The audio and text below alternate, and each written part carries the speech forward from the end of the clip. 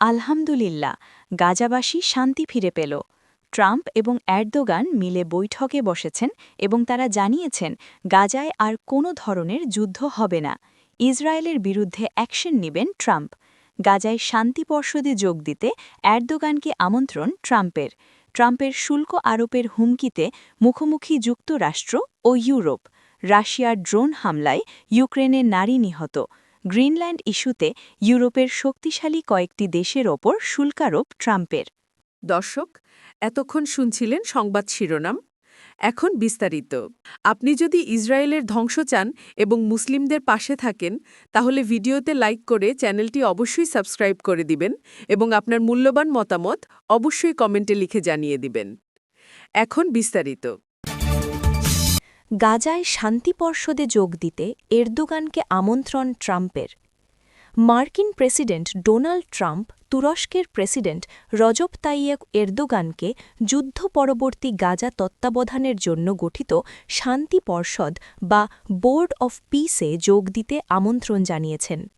শনিবার তুরস্ক জানিয়েছে, গতকাল শুক্রবার ট্রাম্পের পাঠানো এক চিঠিতে এ প্রস্তাব দেয়া হয়।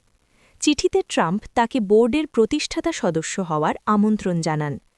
তুরস্কের প্রেসিডেন্টের যোগাযোগ পরিচালক বুরহানেত্তিন দুরান সামাজিক যোগাযোগ মাধ্যমে এক পোস্টে বিষয়টি জানান। তুরস্কের প্রেসিডেন্টের যোগাযোগ পরিচালক বুরহানেত্তিন দুরান সামাজিক যোগাযোগ মাধ্যমে এক পোস্টে বিষয়টি জানান। ট্রাম্পের শুল্ক আরোপের হুমকিতে মুখোমুখি যুক্তরাষ্ট্র ইউরোপ। গ্রিনল্যান্ড দখলের বিরোধিতাকারী ৮ মিত্রদেশের ওপর নতুন করে শুল্ক আরোপের যে হুমকি মার্কিন প্রেসিডেন্ট ডোনাল্ড ট্রাম্প দিয়েছেন, সেটির নিন্দা জানিয়েছেন ইউরোপের নেতারা। ট্রাম্পের ওই পদক্ষেপটি সম্পূর্ণ ভুল বলে মন্তব্য করেছেন যুক্তরাজ্যের প্রধানমন্ত্রী Keir Starmer.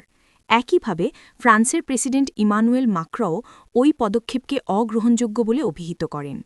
Denmark, Norway, Sweden, France, Germany, যুক্তরাজ্য, নেদারল্যান্ডস ও ফিনল্যান্ডের পণ্যের ওপর ট্রাম্পের 10% শুল্কারোপের ঘোষণার পর ইউরোপের নেতারা এমন মন্তব্য করেছেন। আগামী 1 ফেব্রুয়ারি থেকে নতুন এই মার্কিন শুল্ক কার্যকর হওয়ার কথা রয়েছে, যা পরে 25% পর্যন্ত বৃদ্ধি পেতে পারে। যুক্তরাষ্ট্রের কাছে গ্রিনল্যান্ডকে বিক্রির চুক্তি সম্পন্ন না হওয়া পর্যন্ত এই শুল্ক বহাল থাকবে বলে জানানো হয়েছে। প্রেসিডেন্ট ট্রাম্প জোর দিয়ে বলেছেন, ডেনমার্কের স্বায়ত্তশাসিত ওই এলাকাটি যুক্তরাষ্ট্রের নিরাপত্তার জন্য অত্যন্ত গুরুত্বপূর্ণ। ভূখণ্ডটি জোর করে দখলের সম্ভাবনাও উড়িয়ে দেননি তিনি। রাশিয়ার ড্রোন হামলায় ইউক্রেনে নারী নিহত। রাশিয়া ইউক্রেনের উত্তর পূর্বাঞ্চলীয় শহর খারকিভে রাতভর ড্রোন হামলা চালিয়েছে। রাশিয়ার এ হামলায় ২০ বছর বয়সী এক নারী নিহত এবং আরও বেশ কয়েকজন আহত হয়েছে বলে জানা গেছে। আজ রোববার ভোরে আঞ্চলিক কর্মকর্তারা এ তথ্য জানিয়েছেন।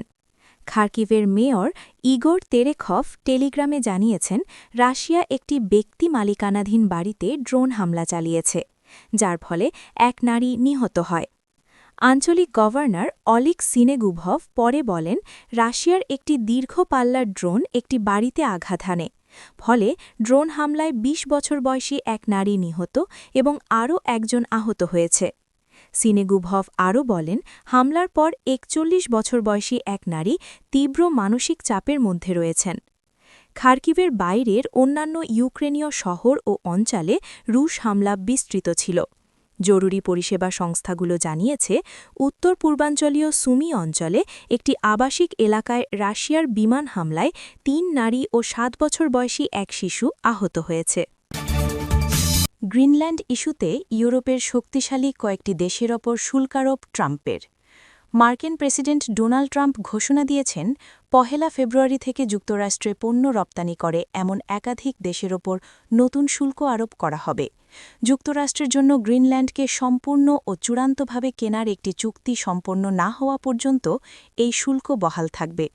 সোশ্যাল মিডিয়ায় লিখে ট্রাম্প জানান, Denmark, Norway, Sweden, France, Germany, যুক্তরাজ্য, নেদারল্যান্ডস ও ফিনল্যান্ড সহ বিভিন্ন দেশের পাঠানো সব ধরনের পণ্যের উপর 10% শুল্ক বা ট্যারিফ আরোপ করা হবে। 1 জুন থেকে এই হার বাড়িয়ে 25% করা হবে বলেও তিনি ট্রুথ সোশ্যালে লিখেছেন।